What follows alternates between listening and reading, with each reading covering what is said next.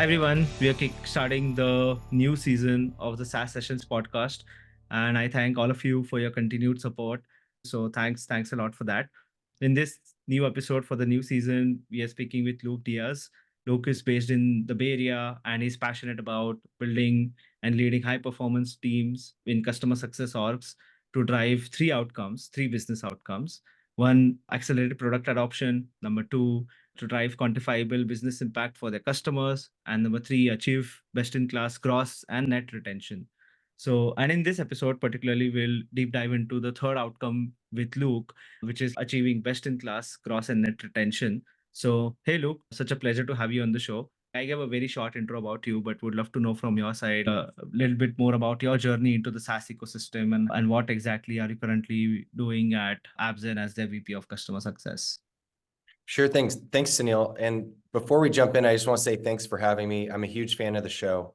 I also want to say congratulations on your success of having one of the top podcasts in India. It's pretty impressive what you've accomplished, and I'm honored to be here. Thank you. Thank you. Yeah, of course. I guess a good place to start is from a career perspective. I actually started in finance. So I was in hedge funds, and that was the first half of my career. And then the second half of my career, over the last 12 years, I've been obsessed with this problem of how do you unlock value for customers at scale and drive business impact through the customer success function. Currently, I lead customer success at a company called AppZen. We're an AI solution for the finance function. So we automate a lot of travel and entertainment auditing and in those reports, and along with accounts payable. So trying to automate and streamline using machine learning to drive efficiency. Relatively new position. I've been here for 3-4 months, and I've absolutely loved it. It's a new, when you join a new role, Yeah. a lot of questions. I'm very happy with the challenge set in front of us. Nice.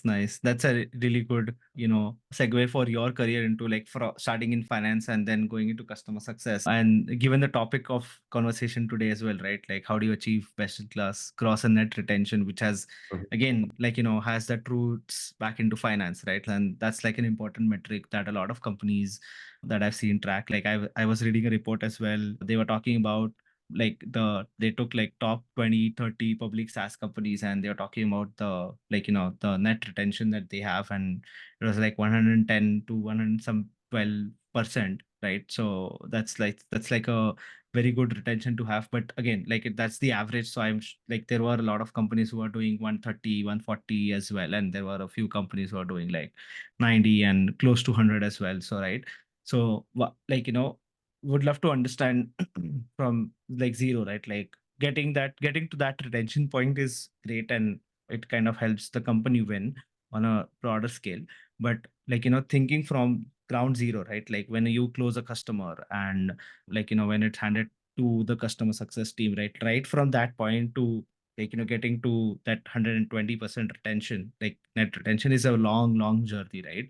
So and customer success definitely plays a huge role into this. So what do you think are some of the pointers where you see customer success help in achieving this kind of good gross and net retention? It's a really good question to kind of invert. If you take the question, how do we drive best in class gross retention, which I define as around 95%. If you're above 90% gross retention, you're in a really elite field. If you're at 95%, I would consider that best in class. If we invert that question, you're really talking about solving churn. So how do we reduce churn to the absolute minimum? Right. I would actually take one step back, and before a deal's even closed, I have found that a lot of startups, and this is a little bit of a double-edged sword, but a lot of startups, even at their A and B round, haven't adequately defined their ideal customer profile. You're a startup, right? And this makes sense. You're trying to sell to everybody. But when you sell to everybody and you don't intentionally analyze, who is this built for? What problems does it solve most frequently and most consistently? I do find that when you expand your surface area with the lack of a defined ICP, you are taking on, perhaps willingly, more Mm, risk than you might be otherwise thinking through. So I also caution a lot of startups I work with and invest in and advise for of like, have you defined your ideal customer profile? So mm, that's more like step 0 to me. But let's say you right. signed up a customer, you asked a great question. I think from the data I've seen in both my portfolio companies and companies I've worked for, about 40% of churn can be attributed to a failed onboarding.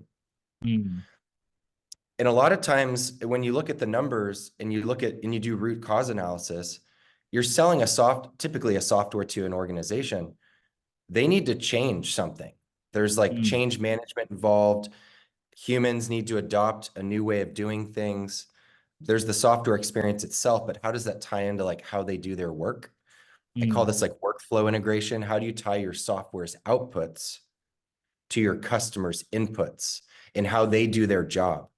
So right. I feel like not having a defined, staged exit criteria based onboarding is one of the biggest gaps I see in like companies that are like call it A or B round.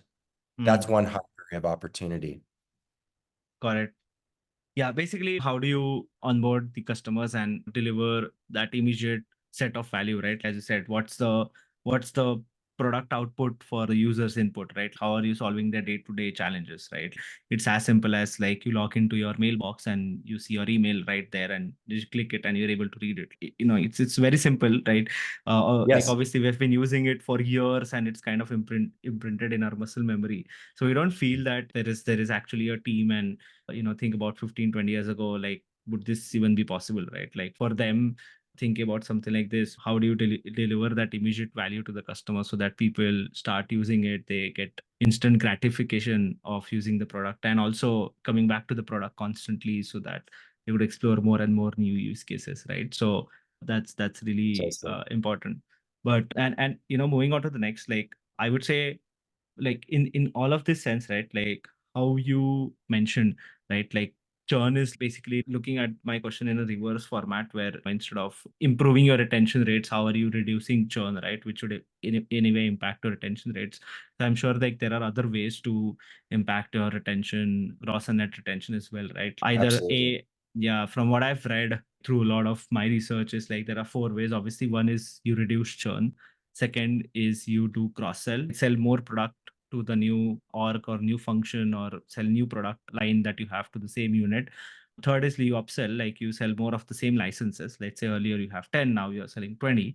And fourth is like you do volume, right? You play on volume. Maybe earlier they had like 100 GB of data usage, and now you have like 200 GB of data.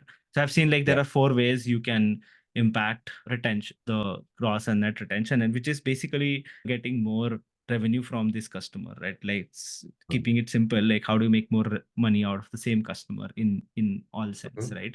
So like let's pick like each of these, as you said, these four pointers, right? So like how do you reduce churn? That's one way. One insight that you already shared, like 40% is because of the onboarding, right? Like if you fail onboarding, 40% chance you're gonna lose the customer in the next cycle, right?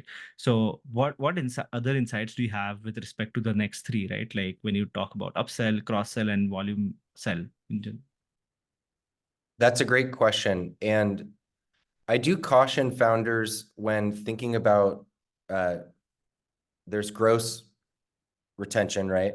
And then there's net retention. Net retention is inclusive of gross retention. Hmm. That's the net number. And so I do caution some folks when you're thinking about optimizing for net retention, you can have phenomenal Hmm. like expansion of your product. Maybe you have a phenomenal sales team. Maybe you've really dialed in the new go-to-market motion. But if you Hmm. haven't solved gross retention, customers that sign up stay with you, really good expansion can mask Hmm. a gross retention problem. So I just want to make sure that we really put a bow on the gross retention piece, because it's really the foundation of the revenue model. And like SaaS doesn't really work if you're retaining at 80% customers. The third thing that I'll just add quickly, besides lack of an ICP and lack of a defined onboarding, is when a customer does churn, Hmm. that's super valuable, right? Like as a Yeah. founder, alarm bells should be going off like, oh my goodness, we promised something, somewhere we went off the rails. Mm, And so what I've observed in a lot of startups is there's not a defined churn post-mortem process. mm, When I was hired as the first CSM at Optimizely, a company that I joined, it was my first tech job. I made sure that whenever a customer churned, which thankfully wasn't too frequently, we had all these defined 15 fields in Salesforce, very structured questions about why they mm, left. And then that would trigger an email that went to the whole company. The whole company mm, wasn't that big at the time. It was like 40, 50 people. But I wanted to make sure that churn and those learnings were not mm. lost, swept under the rug, because it's painful. No one likes to, no Right. one likes to lose a customer. So having a formal churn post-mortem process is also Mm, super high impact. And then ideally you review that with the executive team on a quarterly basis, just so you're always on top of like, why are they churning? mm, Is it the market? Is it competitive shift? Is it a lack of features? Is customer mm, success not driving adoption? There's a lot of mm, reasons, but that's just one other thing I'll add on the gross retention side. mm, And then moving to the second half of your question, I do think of expansion similarly. You mm, have like upsell, cross sell, and then there's a lot of different ways to think about that. The biggest thing for me, Sunil, is getting the incentives right. Like mm, there are so many go-to-market teams where the CSMs and the AEs have very different compensation structures. mm, A common one I've seen is customer success is entirely gross retention focused, mm, and the sales team is almost always pure mhm, new business and expansion. And so they're operating in different worlds. What I found, which is really powerful, is aligning incentives. And this doesn't work 100% of the time, mhm, but at AppZen, we recently rolled out our comp plans where both CSMs and AEs have an incentive, a part of their variable driven by gross retention mhm. and driven by net retention. So it's the first Interesting. time at the company that all of go-to-market is aligned on gross retention and net retention that literally determines their bonuses that we pay out quarterly. So I feel Mm, like incentives, to take the words of the late and great Charlie Munger, is like you have to get the incentives right. mm, Uh, Charlie Munger, as maybe a lot of your listeners know, he was big on psychology and he had these 25 right. psychological tendencies. He calls this one the reward punishment super response, but he basically says, hey, even if you appreciate the power of incentives, you're likely still underestimating how important it is. So I spent a lot of time on comp and making sure we Mm. get that right. Nice, nice. I would love to know like how did you structure your comp where your AEs also are focusing on gross retention? Like I would love to double click on that. But before that, I would love to know, you mentioned about the churn post-mortem process, right? So you had these 15 fields on Salesforce that whenever a customer churn, like either they get automatically filled through some survey or maybe your CSM is going and filling those fields. So what does that post-mortem look like? And do you recall any of these fields that you had? Yeah, the ones I've seen that worked the best, I've rolled it out a few times. I have not rolled it out at AppZen yet. I'm still in my Mm-hmm. third month. I plan to do so.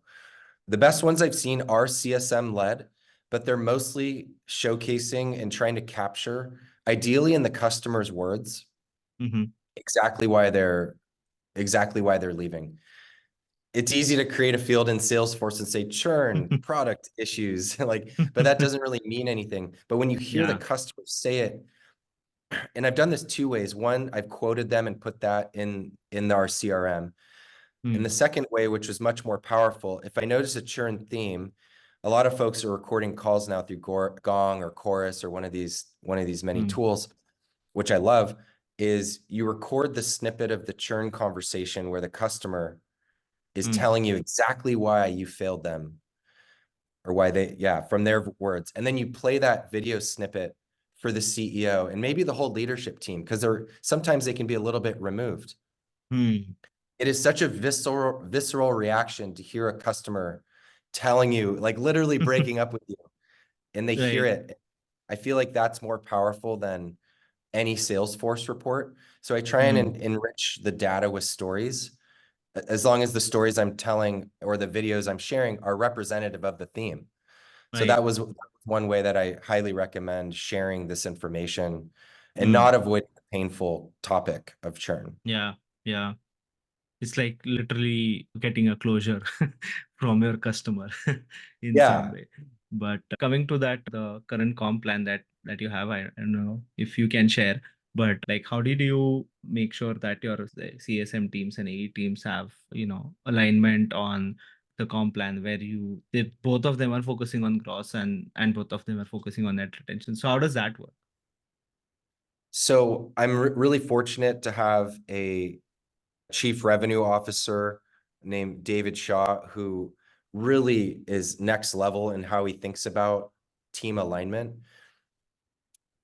He wanted to make sure, as did I, that net retention was part of CSM's compensation. So from the get-go, I had really a strong partner in our Mm, CRO. He was recently promoted to CRO. He was VP of sales when I joined, and we were talking through this. mhm, The AEs operate, they sell to both new customers, like new business and existing. And so they have a number, just like any sales team. They're trying to sell mm, X hundreds of thousands or millions of dollars in a given quarter or year. So that's not unique. But they do have mhm, a portion of their variable that's driven by gross retention. And like, are the customers you're working with staying? Are you mm, adequately spending time on customers that are having trouble? And mm, they get rewarded for helping CS save a customer. Sometimes it comes down to really clever commercials, right? You right. can do a lot of clever things with usage, free add-ons, access to different parts of your product. You can get creative with the commercials. At AppZen, my team does not, we no longer own commercials. That's a task we've transitioned back to AEs. So we don't own contractual renewals. But customer success does own the value realization, the business reviews, health checks, Mm, making sure that customers are super successful. But when comes time to renewal, we work very closely with them, thanks mhm, to this tightly aligned comp plan, where both teams benefit from saving churn mm, and both teams benefit from expansion. And that's a mm, beautiful thing. And it's hard to get right, because you gotta make sure that the AEs are more focused on growth mm. than retention. And you have to make sure that the CSMs and customer success are more focused on gross retention than net. Right. So it's almost like the inverse, but two sides of the Mm, same coin. right. That's interesting, and that's I think a new way of doing things, at least from what I've heard. And earlier you mentioned about one, like when you're doing that post-mortem, you mentioned that when you fill these questions or when you fill that, the content that you're hearing from customers' problems in their own words. That's why they're breaking up with you and stop using your product. So basically, focus on voice of the customer, right? And that brings me to my next point. Focusing on voice of the customer after they have churned or when they are churning is great, but how can we use voice of the customer to avoid that situation to come up eventually? That's a fantastic question, right? Because Mm. if you're recording churn conversations and it's the first time your Yeah, executive team heard of it, you're clearly way too late. right. My mind goes, and this depends on the nature of the product and the Mm, go-to-market motion of the company we're talking about. But if, to your point about upsells and like how important is usage mm, to the value of the product, usage is pretty powerful, right? Like if you're not using the product, right. you're not going to get value from it. But how Mm, usage is tracked and measured, and if mm, it's related to pricing, there's a lot of nuance there. Is the value metric or the usage metric you use mm. aligned with value? So that's like, we could spend a whole podcast talking about that. But let's say that usage is important and it's aligned with the value your customer receives.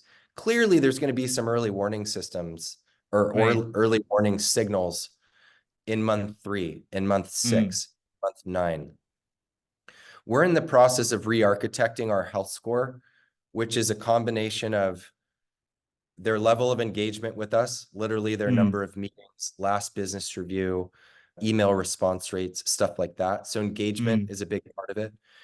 Product usage is a huge part of it. How much are they consuming? Is the product configured in the optimal way? Because we happen to have a product where you can use it a lot, but if it's not configured properly, you're not getting optimal value. mm, So product usage and engagement are the two biggest drivers of that. mm, And if you have that in place, you have these early warning systems. Every week I send a report to our executive team and say, hey, we've identified, call it 20 churn risks this fiscal mm, year. Here's the exact reason why and the next steps and what we're doing about it. And so it's less about it's about the voice of the customer, but I'm trying to put it in terms of problems that we're trying to solve right. and making sure that the executive team we have a 9-person executive team, making sure Mm, that all of them see those risks, see the voice of the customer. Some mm, of these renewals are 11 months out, right? We got mm. plenty of time to right the ship. And that's on a weekly basis, we're updating that. So that's one way that I try and share the voice of the customer, mostly focusing on like where our customers not finding value Mm. in what we called a churn risk. So that's one way to approach it. Nice. That's one thing. One thing you mentioned very interesting, right? Usage is interesting and a important factor to consider when you are taking voice of the customer, where they're not actually speaking with you, but you can obviously see from the analytics how they're using the product and the data talks to you, right? Like how are they actually using? So what are some of the usage metrics that you generally track and see that is working and the reason I ask is like I've implemented a bunch of tools across my career, and I have definitely like churned a lot as well, like where I have said, hey, this is not working out, bye bye, and we are definitely not going to renew. and Mhm. and the reason was never that we are not using the product, right? Like we use the product, like we have paid for it, so we use the product, so we were high on usage metrics for them. So probably the data that they saw, they felt like, hey, this is great, like Sunil is using the product and there's no issue. And but when the renewal conversation came, we were like, hey, you're not so happy and you want to move out, right? So like how do you avoid these gaps, right? Like where data can tell one story for sure, it has its own ways of telling a story and how it's represented, but there's Mhm. also how I'm perceiving it, right? Like I can see Mhm. like Sunil was a great user. He was logging in daily, weekly, and using all the core Yeah. products and everything. But at the end of renewal time, he churned. So why that Yes. happened? So how do you fix this gap particularly? It's a fantastic question. Usage can certainly be misleading if that usage is not resulting in tangible value or like Mm, literally quantifiable ROI that right. justifies the investment in the first place. Yeah. Some of that has to do with the macro environment of like, what is the state of the world and economies Mm, when that's happening? I know you have a lot of listeners in India, but last week in the US, a big inflation report came out on Thursday, and it actually mm, said inflation actually increased to 3.5% year over year, up from 3.2. mm, Up until this point, everyone thought inflation was under control. We did 11 rate hikes in a year and a half. I only mm, mention that because the macroeconomic environment is so key to how your customers think about budgeting and mm, spend. So that is all to say, I actually expect a rate hike in the US, which would be mm, a really big deal. Not a lot of people are thinking about that, but kind of a contrarian in that view.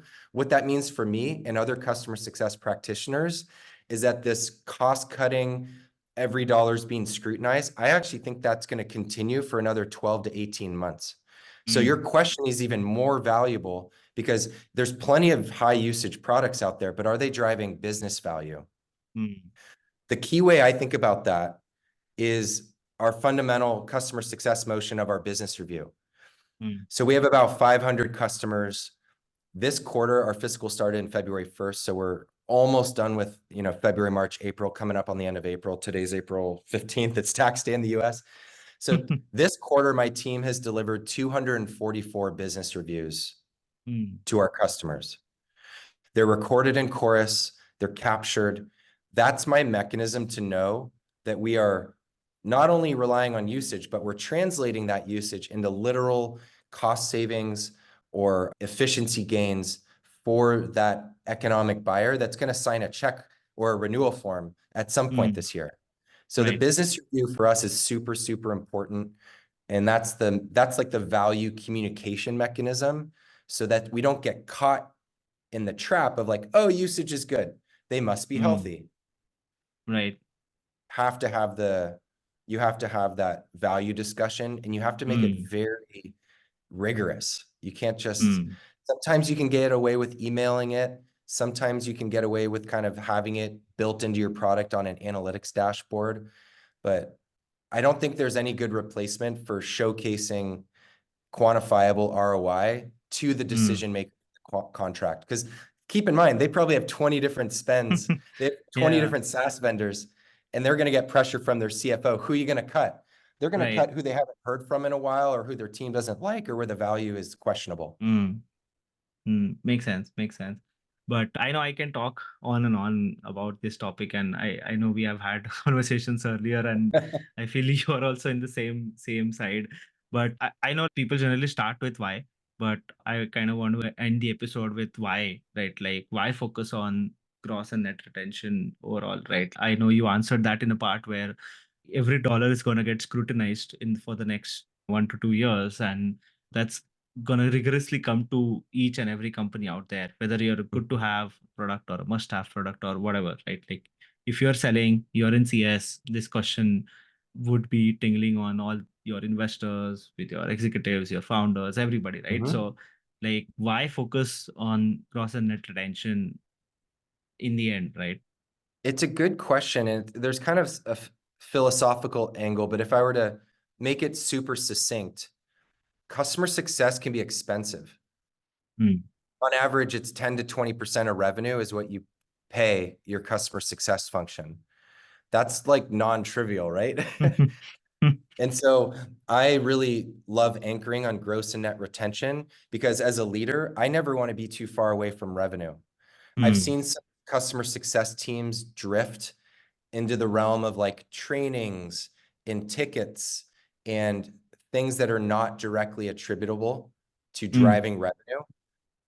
And I feel like that's almost always a path to smaller budgets, being viewed as a cost center and being marginalized, when Mm. really customer success as a key competitive advantage that should be well resourced and very tight to revenue. So it's more of a like selfishly, I never want to be too far from revenue as a leader, Right. because I feel like that drives a lot of influence in budgets. So that's kind of the self-serving yet true to the function of why I think it's really, really important.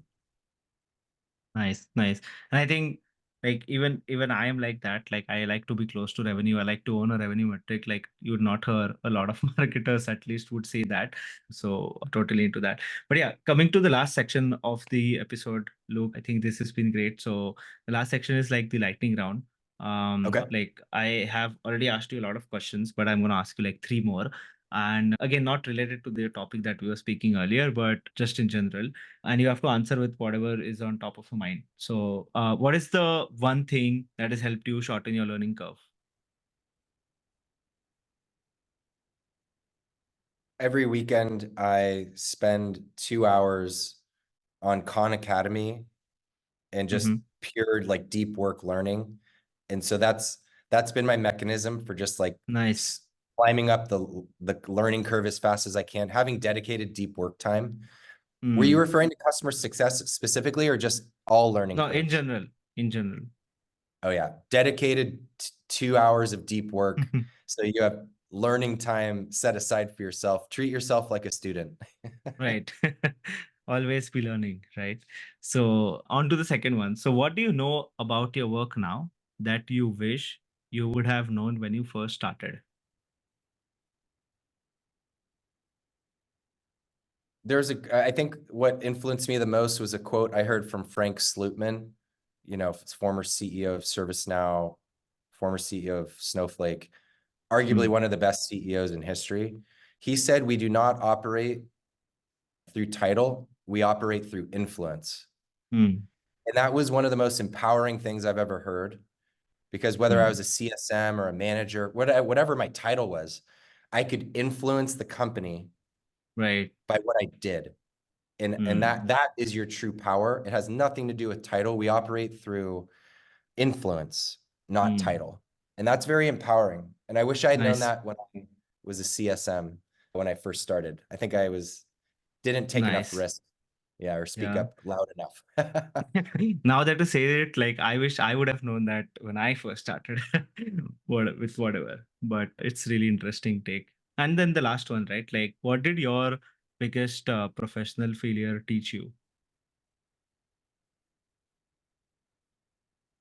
Two come to mind. The most succinct one is I've made a few hiring mistakes where I Hmm. unfortunately had to manage them out or terminate them within three months. I missed some things during the interview process that I've since customer success. We're all people, a lot of people, like we like talking. There's like an element Yeah. of relationships and rapport, and it's easy to be swayed by that likability factor and overlook critical skill sets that are Hmm. needed to do customer success effectively in Hmm. today's world. So hiring mistakes are one of the biggest. Thankfully, I've only made a few of them, but that has informed and improved my hiring process, taught myself to almost like de-bias myself on the relationship, likability, that element, and dive deeper into the hard skills of like, can they do SQL queries? Can they work with big data sets? Can they tell a Hmm. data-driven story? How do they navigate failure? Like a lot of the things I should have been indexing on, I was not indexing enough. So that's a big one for me. Yeah. No, I think like I've spoken to a lot of founders on the show, and like I've seen this being very, very common with a lot of founders when they are making their early hires, and this is very common. But it always teaches, I feel. It always like there's a lot of learning there. So, but yeah, thanks again. Thanks, Luke. You shared a lot of insights on like achieving best in class cross and net retention from a customer success point of view. And I'm Yeah. sure like these are very, very insightful points that a lot of people now that the dollar is getting scrutinized would focus on. If not now, then maybe eventually after listening to this episode, I guess. So again, thanks for sharing all these insights and taking time and coming on the show. Yeah. You just when we spoke a while ago, you recommended a book to me called was it Creative selection.